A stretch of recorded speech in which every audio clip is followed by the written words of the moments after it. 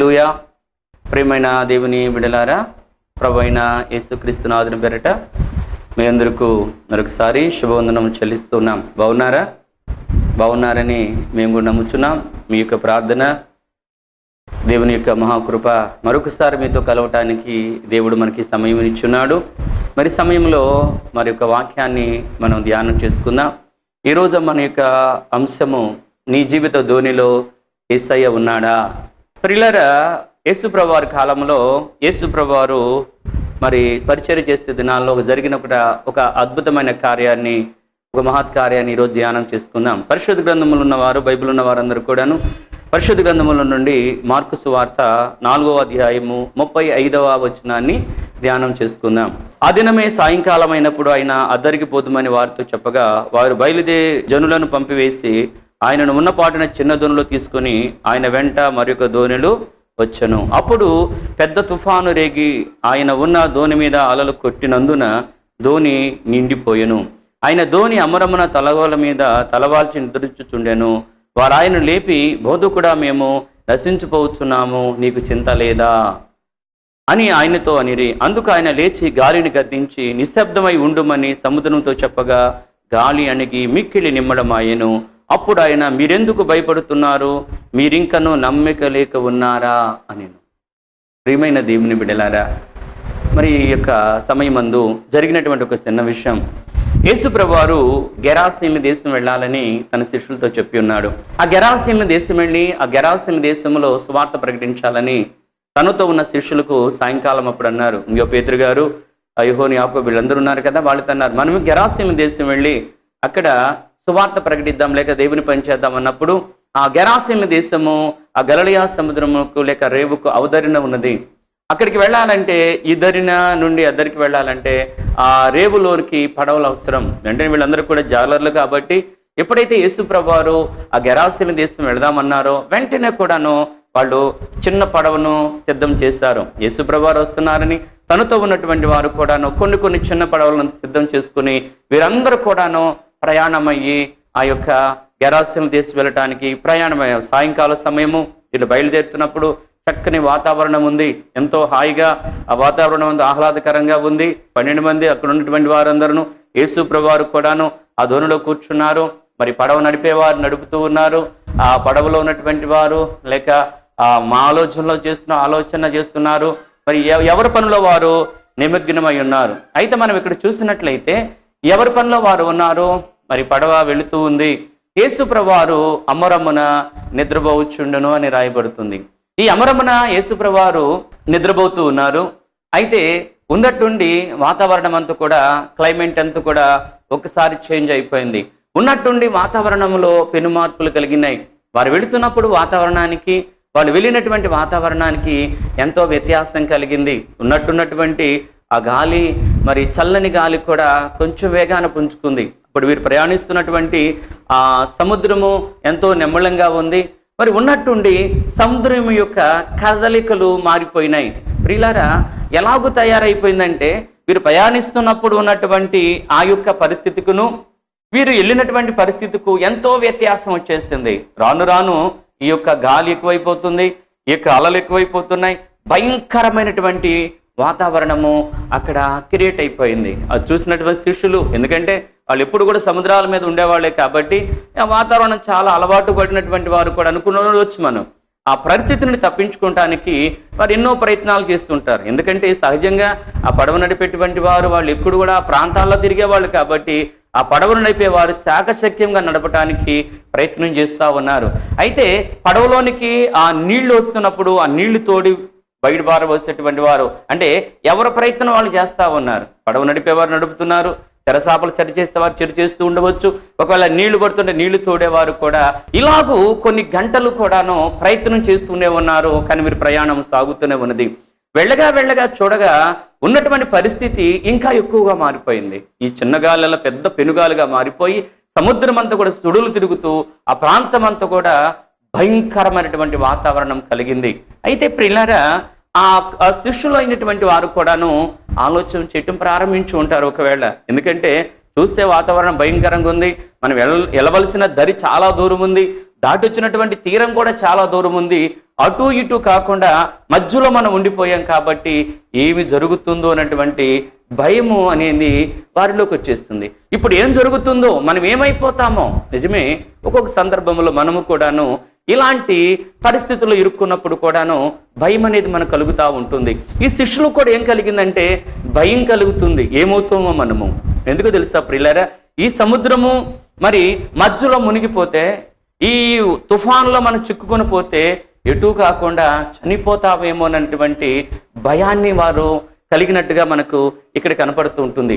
అందుకనే వాళ్ళు ఆ భయపడిపోతూ యేసు ప్రభువు అన్నాడు, ఇదిగో బోధకుడా, మేము చనిపోతున్నాం. అయ్యా నీకు చింత లేదా? అయ్యా మేము చనిపోవడానికి సిద్ధంగా ఉన్నాం, నువ్వు లెమ్మని యేసు ప్రభువారు లేపారంట. యేసు ప్రభువారు వెంటనే కూడా లేచి, అక్కడ రాయబడినటువంటి మాట మనం చూసినట్లయితే వెంటనే యేసు ప్రభువారు ఆ గాలి తుఫాన్ అన్నాడు, ఓ గాలి ఆగు అన్నాడంట. పెనుగాలి కూడాను ఒకేసారి నెమ్మళమైపోయిందంట. మనలా కింద వైపు చూసి ఓ సముద్రమా ఆగు అన్నాడంట. అలాగే ఆ సముద్రం అంతా ఒక్క క్షణంలో నెమ్మదమైపోయిందంట. ఇప్పటి వరకు భయంకరమైనటువంటి భీతుల్లి చెవులు బిక్కటిల్లిపోతున్న వస్తున్నటువంటి ఆ పెనుగాలి ఒకే ఒక్క మాటకు ఆగిపోయింది. ఈ సముద్రం ఎంతో ఘోషిస్తూ భయంకరమైన అలలు లెగుస్తున్నటువంటి ఈ సముద్రము ఒకే మాట అలాగ ఆగిపోయింది. వారికి ఆశ్చర్యం కలిగిందంట. వారికి అద్భుతం, ఈ ఆశ్చర్యం చూసి వారికి ఆశ్చర్యపోయారంట. ఇదేంటి, ఇప్పుడు వరకు మనం ఎన్నో ప్రయత్నాలు చేస్తాం, ఇప్పుడు వరకు ఎంతగానో మనం భయపడిపోయాం, కానీ మనతో ఉన్న బోధకుడు ఒక్క మాట అంటే గాలి ఈ యొక్క సముద్రం లోబడుతున్నవే, ఈయన ఎంత గొప్పవాడో, దేవునికి మహిమ కలుగునుగాక.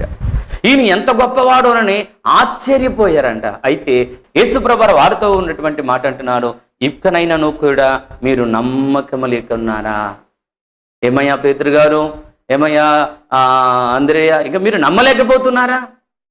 ఇన్ని అద్భుతాలు, ఇన్ని ఆశ్చర్యాలు చేస్తున్నా మీరు నమ్మలేకపోతున్నారా అని వారితో చెప్పి వారిని అద్దరికి తీసుకువెళ్ళాడు. దేవునికి మహిమ కలుగునుగాక.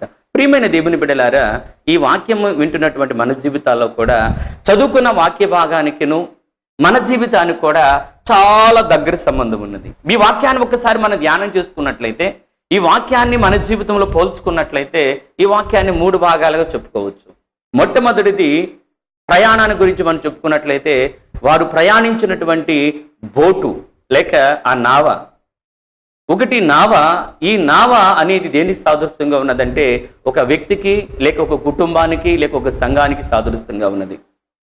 ఈ నావ అనేది ఒక కుటుంబం అని అనుకోవచ్చు, లేక ఒక వ్యక్తి అనుకోవచ్చు, ఒక సమాజం అని కూడా మనం అనుకోవచ్చు. అందుకే ఒక భక్తుడు పాడాడు, చిన్న జీవిత నావనాది నిన్ని గురిగా పయనమైతిని. అంటే ఒక చిన్న జీవిత నావ లాంటిది నాయన నా జీవితము. ఒక చిన్న నావ అని నావను గురించి అక్కడ ప్రస్తావించింది. ఈ నావ ఎక్కడ ప్రయాణిస్తుంది అంటే ఈ నావ నీళ్లలో లేక సముద్రంలో ప్రయాణిస్తూ ఉన్నది. ఈ నావ సముద్రంలో ప్రయాణిస్తున్నది. ఈ నావ సముద్రం అంటే దేనికి సాదృశ్యం అంటే సముద్రము లోకానికి సాదృశ్యంగా ఉన్నది. ఈ సముద్రము లోకానికి సాదృశ్యంగా ఉన్నది. అందుకే ఒక భక్తుడు పాడతాడు, కాలమనే సముద్రములోనా ఎందాకనీ పయనం. అవును, ఈ కాలానికి ఈ సముద్రము కాలానికి సాదృశ్యంగా ఉన్నది. అంటే ఇప్పుడు మనము జీవితం అనే నావలో నుండి ఈ కాలం అనే సముద్రంలో ప్రయాణం చేస్తూ ఉన్నాం. ఈ జీవితం అనే నావ ఈ కాలం అనే సముద్రంలో ప్రయాణిస్తున్నాం. మన ప్రయాణం ఇద్దరు నుండి అద్దరికి వాళ్ళు ఎలాగైతే వెళ్ళారో మనం ఈ జీవితాన్ని ఈ లోకము నుండి మోక్ష మార్గానికి అనగా పరలోక రాజ్యానికి మరి మరణం వరకు ప్రయాణించవలసినటువంటి పరిస్థితి. అవును సహోదరి సహోదరుడా, ఈ రోజును కూడా మనము ఈ కాలంలో ప్రయాణిస్తూ ఉన్నాం. ఈ కాలంలో ప్రయాణిస్తున్నాం. నిమిషాలను, సెకండ్లను, నిమిషాలను, గంటలను, వారాలను, రోజులను, వారాలను, నెలను, సంవత్సరాలు దాటి వెళ్ళిపోతున్నాం. ఇప్పుడు 2014 సంవత్సరంలోకి మనం వచ్చాం. ఇలాగ సంవత్సరాలు దాటుకుంటూ మనకన్నా ముందు వారు దాటి వెళ్ళిపోతున్నారు. మనము కూడా ఈ కాలం అనేటువంటి ఈ సముద్రంలో ప్రయాణిస్తూ ఒక్కొక్క రోజును, ఒక్కొక్క వారాన్ని, ఒక్కొక్క నెలను, ఒక్కొక్క సంవత్సరాన్ని ఇలాగ దాటుకుంటూ ఈ ప్రయాణం చేస్తూ ఉన్నాం. ఈ చిన్న జీవిత నావ తీసుకుని. అయితే ఈ చిన్న జీవిత నావ ఈ కాలం అనేటువంటి సముద్రంలో ప్రయాణిస్తున్నప్పుడు కాలాలన్నీ కూడా ఒకటిగా ఉండవు. చాలామంది ఈ విషయంలో పడిపోతూ ఉన్నారు. చాలామంది ఈ విషయంలో వారి అంచనాలను తారుమారు వేసుకుంటూ ఉన్నారు. చాలామంది అనుకుంటూ ఉంటారు కాలమంతా ఒకటిగా ఉంటుంది కావాలనుకుంటారు. అవును, ఆ శిష్యులు కూడాను బయలుదేరినప్పుడు ఎలా ఉందో తెలుసా? ఆ వాతావరణం అంతా నెమ్మదిగా ఉంది, ప్రశాంతంగా ఉంది. వాళ్ళు అనుకున్నారు ఆ దరికి వెళ్ళే వారికి కూడా ఎంతలాంటి వాతావరణమే ఉంటుంది కావాలనుకున్నారు. ఆ దరికి వెళ్ళే వారికి ఇలాంటి ఆ వాతావరణమే అనుకూలంగా ఉంటుంది అనుకున్నారు. కానీ వారు ఊహించినట్టు పెను ప్రమాదాన్ని వాళ్ళు ఎదుర్కోవాల్సి వచ్చింది. అలానే ఈ జీవితంలో కూడా సహోదరుడా, ఈ వాక్యం వింటున్న ఓ సహోదరి, నీ జీవితం కూడా ఎళ్లకాలం ఒకటిగా ఉండదు. బైబిల్ గ్రంథంలో ఒక వాక్యాన్ని మీకు చూపాలనుకుంటున్నాను. పరిశుద్ధ గ్రంథంలో నుండి మనం చూసినట్లయితే 2 తిమోతి పత్రిక 3వ అధ్యాయము 1వ వచనం చూస్తే ఆ తిమోతికి పౌలు గారు రాస్తూ ఏమంటున్నాడు తెలుసా? ఇదిగో నా కుమారుడు తిమోతి, అంత్య దినములలో అపాయమైన కాలములు వచ్చునని తెలుసుకొనుము అన్నాడు. ఏమొస్తాయని చెబుతున్నాడు ఆయన? అంత్య దినములలో అపాయమైనటువంటి కాలాలు వస్తాయి, కాలములు వస్తాయి, అపాయమైనటువంటి దినాలు వస్తాయి, అపాయమైనటువంటి భయంకరమైన రోజులు రాబోతున్నాయి, భయంకరమైనటువంటి పరిస్థితి ఎదుర్కోవలసిన పరిస్థితి నీకు కలుగుతుంది. జాగ్రత్త సహోదరి సహోదరుడా. రోజులన్నీ ఒకటిగా ఉన్నాయని నువ్వు తలపడుతున్నావేమో.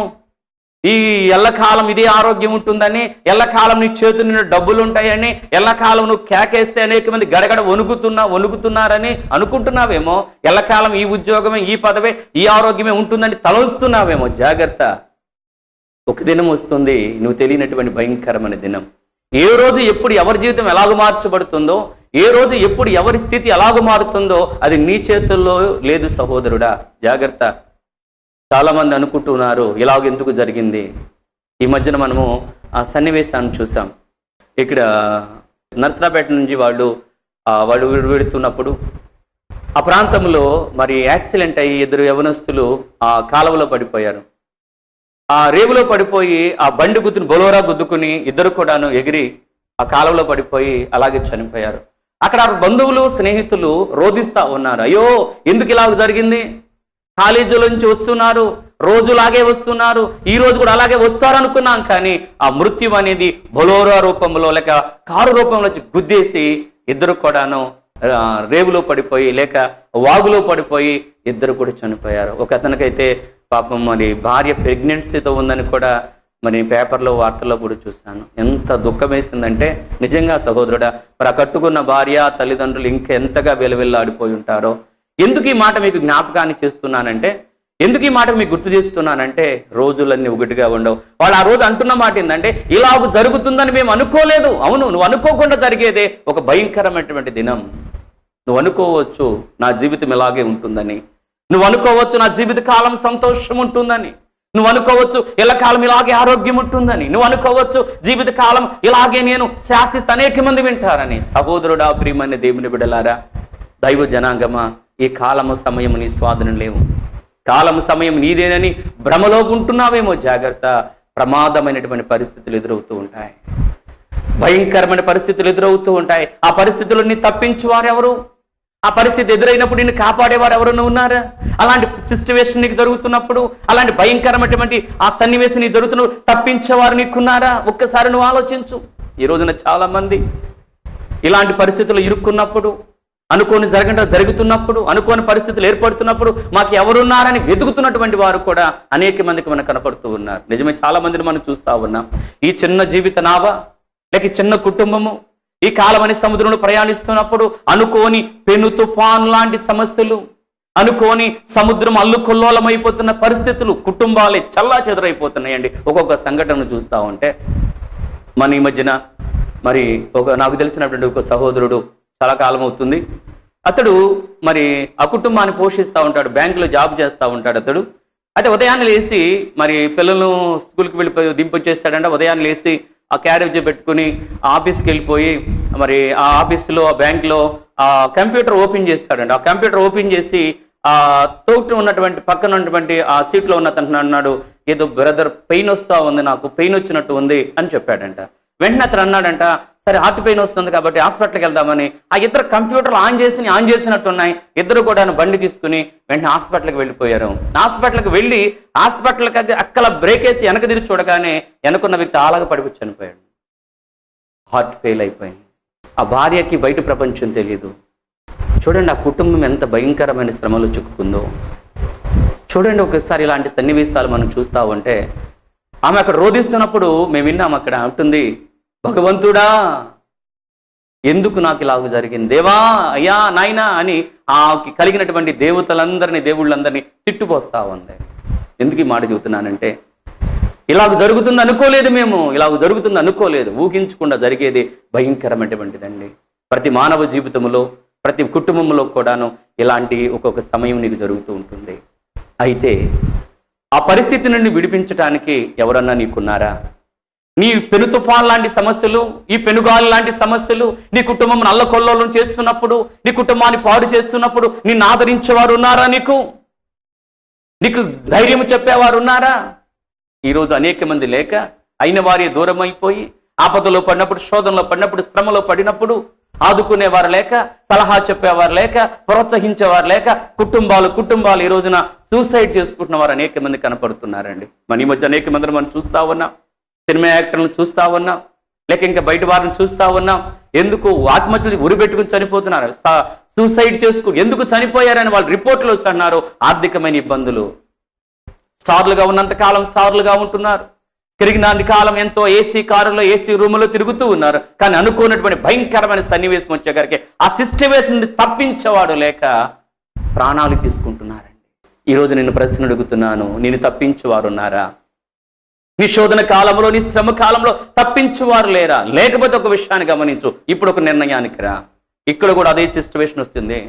వీళ్ళు ఆ సముద్రంలో ప్రయాణిస్తున్నప్పుడు ఆ చిన్న ధోని ఆ తుఫానుకు లేక ఆ గాలికి వెళ్లాడిపోతూ వాడు మునిగిపోవడానికి సిద్ధంగా ఉన్నప్పుడు వారి వెంటనే ఎవరు లేపారు తెలుసా? యేసు బోధకుడా లే, దేవునికి మహిమ కలుగునుగా. వారికి ఒక ఆధారం ఉంది, వారికి ఒక నమ్మకం ఉంది, వారితో ఉన్నటువంటి వ్యక్తి గొప్పవాడనేటువంటి పరిస్థితిని వారు తెలుసు. లేపారు వెంటనే యేసు లేసంటున్నాడు, తుఫానా ఆగు, గాలిని ఆగు అన్నాడు. అంతే. ఆ భయంకరమైనటువంటి పెనుగాలు కూడా ఓ యేసు ఒక్క మాటను, యేసు మాటతోనే పెనుగాలు ఆగిపోయింది. సముద్రం నల్లకోలం చేసి సముద్రంతో మాట, సముద్రమా ఆగు, వెంటనే సముద్రం ఆగిపోయింది. నెమ్మళమాయను అని రాయబడుతుంది, ప్రశాంతత కలిగిను అని రాయబడుతుంది. వాళ్ళు ఎంతో హాయిగా భయభ్రాంతం నుండి విడిపించబడి రాయబడుతుంది. ఈ రోజున కూడా నీ జీవితంలో కూడా ఒకవేళ ఇలాంటి పెనుగాలు లాంటి సమస్యలు ఉన్నాయేమో, ఆర్థికంగానో ఆరోగ్యపరముగానో మానసికంగా నలిగిపోతున్నావు. సహోదరి, వాక్యం వింటున్నావు, నీతోనే మాట్లాడుతున్నాడు దేవుడు. ఈ వాక్యం వింటున్నావు, నీ కుటుంబంలో సమస్యలో ఉన్నావు నీవు, నీ భార్య భర్తల మధ్య సమస్య సుడిగుండంలాగా చుట్టుకుపోతుంది. వాక్యం వింటున్నావు నీవు, నన్ను ఆదరించేవారు లేరు, నీ భర్త అనుమానిస్తున్నాడు, నా వాక్యమనే వింటున్నావు, చనిపోవాలనుకుంటూ ఉన్నావు, నన్ను ఆదరించేవారు ఎవరున్నారని దిగులు పడుతూ ఉన్నావు. ప్రభువైన యేసుక్రీస్తు అంటున్నాడు, ఈ రోజున యేసుని చేర్చుకొని కుటుంబంలోనికి, యేసును ఆహ్వానించి ఈ రోజు నీ కుటుంబంలోనికి. ఒకవేళ యేసు నీ కుటుంబంలో ఉంటే యేసయ్య నిన్ను ఆదరిస్తాడు. యేసు నీ కుటుంబంలో ఉంటే, నీ చిన్న జీవిత నావలో యేసు ఉంటే యేసు నిన్ను రక్షించడానికి సిద్ధంగా ఉన్నాడు. యేసు నీ జీవితంలో ఆనందాన్ని, దుఃఖానికి ఆనందాన్ని తేవటానికి సంసిద్ధుడై ఉన్నాడు. ఈ రోజున ఒక ప్రశ్న వేస్తున్నాను, మరి నీ కుటుంబంలో యేసయ్యకు చోటు ఉందా? యేసయ్యకు చోటిస్తున్నావా నీ జీవితంలో? నీ జీవిత నావలో యేసు ఉన్నాడా? ఒకవేళ ఉంటే భయపడవలసిన పని లేదు. ఎందుకో తెలుసా? ఆయన ఆపద కాలంలో ఆదరించేటువంటి దేవుడు. ఒకవేళ యేసయ్య నీ జీవితంలో ఉంటే దిగులు పడవలసిన పని లేదు. ఎందుకో తెలుసా? గాఢాంధకారపు లోయలో సంచరించను, అపాయం నా యుద్ధకు రాదు అని దావీదు గారు సాక్ష్యం ఇస్తూ ఉన్నాడు. ఎందుకో తెలుసా? ఆయన మనల్ని రక్షించిన వాడు, మన కోసం ప్రాణం పెట్టిన వాడు, మన కోసం దేవాది దేవుడయ్యుండి మానవుడిగా ఈ లోకానికి వచ్చి మన పాపముల కోసము మన శాపములను భరించి ఘోరమైనటువంటి భయాగమైనటువంటి వాడు. గొర్రెల యొక్కయు మేకల యొక్క రక్తం ద్వారా పాప విమోచన జరగదని పరిశుద్ధుడైన దేవుడే కుమారుడిగా మనుష్యుడిగా ఈ లోకానికి వచ్చి తన ప్రాణంను పెట్టి మన బదులు ఆయన రక్షించబడి అమరుడై లేచినటువంటి దేవుడు ఈ రోజున ఉన్నాడు. అలాంటి దేవుడికి నీ కుటుంబంలో అవకాశం ఉన్నదా? మరి జీవిత నావలో యేసుకు చోటిస్తున్నావా? ఈరోజు చాలా మంది అంటున్నారు, మేము కూడా ప్రార్థనకి వెళ్తామండి, మాకు కూడా యేసు ప్రభు తెలుసండి, మేము కూడా బ్యాప్టిజం తీసుకున్నామండి అని చూతా ఉన్నారు. నిజమే, తీసుకుంటూ ఉన్నాం. కానీ యేసయ్య నీ ఇంట్లో నిలబడుతున్నాడా? యేసుకు చోటు ఉందా? మీరు అనుకోవచ్చు ప్రార్థనకి వెళ్ళినంత మాత్రాన యేసు ఉంటాడు అనుకుంటున్నావు. చాలా పొరపాటు అది. యేసయ్య మనలో ఉండాలంటే, యేసు మనతో కూడా ఉండాలంటే నువ్వు పాపరహితుడిగా మార్చబడాలి. యేసుకు చోటు ఇవ్వాలంటే భ్రష్టత్వం నీలో ఉండకూడదు. అందుకే రోమపత్రికలకు మాట అంటాడు, భ్రష్టత్వం నీలో లేని వెడల క్రీస్తు మీలో ఉన్నాడని తెలియదా, లేక నీలో ఉన్నాడని తెలియదా అని రాయబడుతుంది అక్కడ. నిజంగా సహోదరుడా, యేసు లేని జీవితం ఎంతకాలం జీవించగలుగుతావు? యేసు లేని ప్రయాణం ఎంతకాలం చేయగలుగుతావు? ఏ గడియ ఎప్పుడు ఏ అపాయం నీకు వస్తుందో తెలియదు. దుర్దినాల్లో ఉన్నాం ఈ దినాన్ని. మరొక విషయాన్ని చెబుతున్నాను. జరగబోతున్న కాలాన్ని ఎస్టిమేషన్ చెప్పేటువంటి మహాజ్ఞానులు ఉన్నారు, శాస్త్రులు ఉన్నారు, ఈ రోజున ఇంజనీర్లు ఉన్నారు. ఎప్పుడు ఏ క్షణంలో ఎక్కడ ఏం జరుగుతుందో చెప్పగలుగుతున్నారు. కానీ ఎప్పుడు ఏ కుటుంబంలో ఏ సమస్య నీకు వస్తుందో చెప్పేవారు లేరు. ఈ కాలం ఏం జరుగుతుందో ఈ కాలాన్ని ఎస్టిమేషన్ చేసి చెప్పేవారు ఎవరు కూడా ఈ రోజు లేరు. నూతనమైన పద్ధతుల్లో నూతనమైన ప్రణాళికలతో ఈ రోజున ఈ కంప్యూటర్ యుగం పెరిగిపోయి ఇక్కడున్న మనుషులు అమెరికా వారితో మాట్లాడుతున్నారు, అక్కడున్న వారు ఇక్కడ కాన్ఫరెన్స్లో మాట్లాడగలుగుతున్నారు. కానీ మాట్లాడే వ్యక్తి ఏం జరుగుతుందో కూడా చెప్పేవారు లేరు. మరలా నీతో చెబుతూ ఉన్నాను, అపాయం నుండి తప్పించాలంటే ప్రభు అయిన యేసు నీతో ఉండాలి. యేసు క్రీస్తు వారు ఆ నావలో ఉన్నాడు కాబట్టి, యేసు క్రీస్తు వారు ఆ నావలో ఉన్నాడు కాబట్టి వారు ప్రాణము నుండి బయటపడి ఆ శోధన నుండి విడిపించబడి వారు అద్దరికి వెళ్ళగలిగారు. నీవు కూడా ఈ జీవిత ప్రయాణంలో ఉన్నావు కదా. నీవు కూడా ఈ జీవితం అని కాలం అనేటువంటి సముద్రంలో ప్రయాణిస్తున్నావు కదా. పెనుగాలు లాంటి సమస్యలు, పెను తుఫాన్ లాంటి సమస్యలు నిన్ను కొట్టుమిట్టాడుతున్నాయి కదా. అయితే ఒక నిర్ణయాన్ని తీసుకో. ఈ యొక్క సమయమందు యేసయ్య రండి నాలోనికి. నువ్వు ఒక నిర్ణయం తీసుకుంటే యేసుకు అద్భుతం చేయడానికి సిద్ధంగా ఉన్నాడు. నీ నోటితో ఒప్పుకుంటే యేసు ప్రభుకు ఆశ్చర్యమైన కార్యం చేస్తాడు. ఈ రోజు నుండి ఒక నిర్ణయం తీసుకుని ప్రభువా నీకు చోటిస్తున్నాను, నేను నాలోనికి రండి అని నువ్వు పిలిస్తే ఈ రోజు నీ దగ్గరికి రావడానికి ఆయన సిద్ధంగా ఉన్నాడు. కానీ అది మాత్రం నువ్వు చేయట్లేదు కదా సహోదరుడా, సహోదరి. యేసు నీ ఇంట్లో ఉండడానికి నువ్వు ఇష్టపడుతున్నావా? ఇలాగే ఒక రోజున ఒక సహోదరుడు ప్రార్థన చేస్తూ ఉన్నాడంట. ఒక పాస్టర్ గారు మా ఇంటికి రావాలి, ఒక గొప్ప పాస్టర్ గారు మా ఇంటికి రావాలి, ఒక గొప్ప పాస్టర్ రావాలని ఆయన ఫోన్ చేస్తాడంట. ఆయన పనులను ముగించుకుని ఆ ఇంటికి వెళ్ళాడంట. పాస్టర్ గారు ఆ ఇంటికి వెళ్ళాడంట. వెళ్ళగానే ఇతను పాస్టర్ గారికి అన్ని కూడా సిద్ధపరిచాడంట. ప్రేయర్ అయిపోయిందంట. పాస్టర్ గారు సిద్ధపరిచి భోజనం చేసే టైంలో ఫోన్ వచ్చిందంట ఆఫీస్ నుండి. వెంటనే పోరాండి అయ్యా అని. ఈ పాస్టర్ గారు అయ్యా నేను ఒక్కడిని ఎలా ఉంటే నేను కూడా వస్తానని ఇద్దరు కలిసి బండి మీద వెళ్ళారంట. ఆఫీసులో ఉన్నటువంటి ఆ పరిస్థితిని చూసి అతను ఒక ఆఫీసర్ అంట, అక్కడ ఒక పని మీద వచ్చి లంచం తీసుకోబోతుంటే ఆ పాస్టర్ గారు కూర్చున్నాడంట. అయ్యా తప్పు అన్నాడు. ఇతను తీసుకునే టయానికి తప్పు, ఇలా మనం చేయకూడదు అన్నాడంట. ఈ పాస్టర్ గారు ఉన్నాడని ఇప్పుడు వద్దులే అన్నాడంట. ఆ తర్వాత వస్తూ ఉండగానే రోజు అలవాటు ప్రకారము పాన్ షాప్ దగ్గరికి వెళ్ళి ఒక సిగరెట్ పెట్టి అన్నాడంట.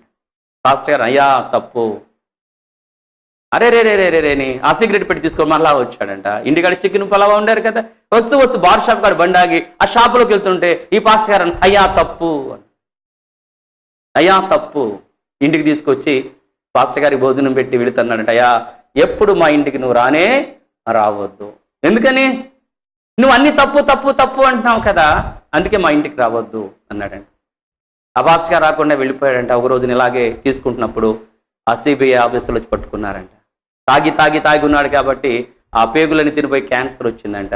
తాగి ఉన్నాడు కాబట్టి ఆ కాల మరణం చెందాడు. ఒకవేళ నువ్వు కూడా అలాగున్నావేమో. నీ కుటుంబంలో యేసయ్య ఉంటే, నీ కుటుంబంలో యేసుక్రీస్తుల వారు ఉంటే నువ్వు చేస్తున్న ప్రతి తప్పును కూడా నీ దగ్గర నుండి విడిపిస్తాడు. నీవు అపాయము లేక సమస్య రాకముందే సమస్య నుండి విడిపించేవాడుగా ఉన్నాడు. అవును ప్రియమైన దేవుని బిడ్డలారా, ఈ సమయమందున ఒక విషయాన్ని ఆలోచించు. నీ జీవితంలో యేసుక్రీస్తు వారి చోటి, నీ జీవితంలో ప్రభువైన యేసుక్రీస్తుని చేర్చుకుంటానికి ప్రయత్నించు. భయపడవద్దు, భయపడవలసిన అవసరం లేదు. మరొక విషయాన్ని చెబుతున్నాను. ఒకవేళ యేసు ప్రభు నమ్ముకుని ఉన్నావేమో, యేసు ప్రభు సొంత రక్షకుడు అంగీకరించి ఉన్నామేమో, నీకు ఒక ధైర్యమైనటువంటి మాట చెబుతున్నాను. యేసుక్రీస్తు నీ పక్షముగా ఉండగా మనకు విరోధి ఎవడు? యేసుక్రీస్తు నీతో ఉన్నప్పుడు, ప్రభువైన యేసుక్రీస్తుల వారితో నీవున్నప్పుడు ఏ అపాయము నీ యొద్దకు రాదని బైబిల్ సెలవిస్తుంది. గాఢంధకారపు లోయలో సంచరి అపాయం రాదు, భయపడవద్దు, నేను భయపడనని దావీదు గారు చెబుతూ ఉన్నాడు.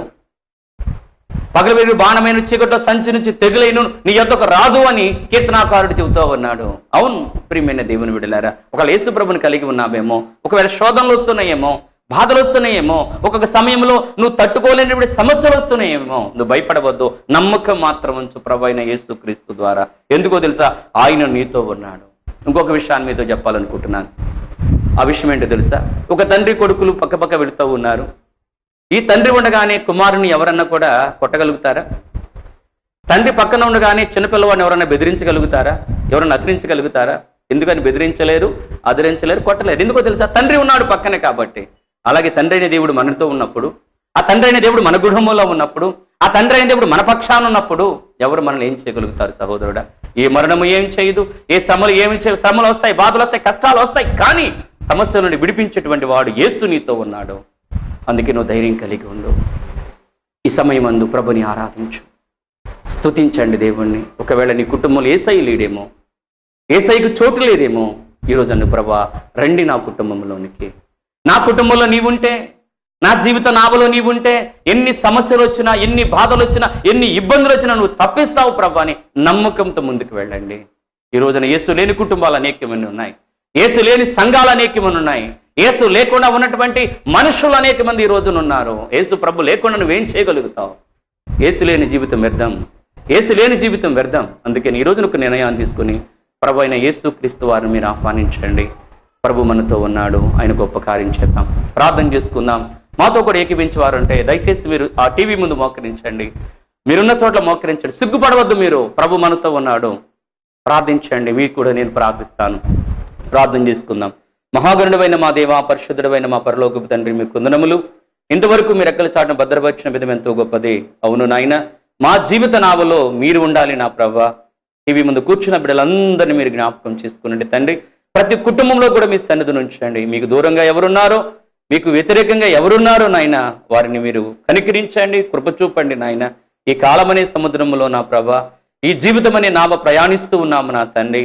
శోధనలు, సమస్యలు, వ్యాధులు, బాధలు అనేటువంటి ఈ తుఫాన్ లాంటి సమస్యలు వస్తున్నాయి. వాటిని జయించాలి అంటే మీరు కుటుంబంలో మీరు ఉండాలి నాయన. అంతటా అందరూ కూడా మారు మనసు పొందాలి నాయన. ఈ టీవీ ముందు మోకరించి ఇప్పటి వరకు వాక్యమైన ప్రతి కుటుంబంలో కూడా నెమ్మది, సమాధానం, శాంతిని మీరు దయచేసి ప్రతి ఒక్కరికి రక్షణ మీరు అనుగ్రహించమని క్రీస్తునాథుని పేరట అడుగుచు ప్రార్థన సమర్పిస్తున్నాము తండ్రి. ఆమేన్, ఆమేన్. ప్రియమైన దేవుని బిడ్డలారా, ఒకవేళ మీరు ఈ వాక్యం మీకు అంగీకారంగా ఉన్నట్లయితే మీరు మాకు ఫోన్ చేయండి. ఒకవేళ ఏదైనా మీరు సమస్యలో ఉన్నట్లయితే మరి మీరు ఫోన్ చేసి మాతో మాట్లాడొచ్చు. మరి ఫోన్ చేయవలసిన సమయాలు ఉదయం 7 గంటల దగ్గర నుండి 10 గంటల లోపు మాత్రమే నేను ఫ్రీగా ఉంటాను. ఆ టైంలో మీరు మాట్లాడితే నేను మీతో కూడా మాట్లాడగలుగుతాను. అలాగే సాయంకాలం కూడా 5 గంటల దగ్గర నుండి 7 గంటల వరకు నేను ఫ్రీగా ఉంటాను. ఈ సమయంలో మీరు మాట్లాడితే మీకు సమస్య ఉంటే నేను ప్రార్థించగలుగుతాను. మాతో మీకు కూడా మరి ప్రార్థించడం అవకాశం ఉంటుంది. మీరు మా పరిచర్య కోసం ప్రార్థించండి, మేము మీకోసం ప్రార్థిస్తాం. దేవుడు మనల్ని దీవించునుగాక. ఆమేన్. Praise the lord.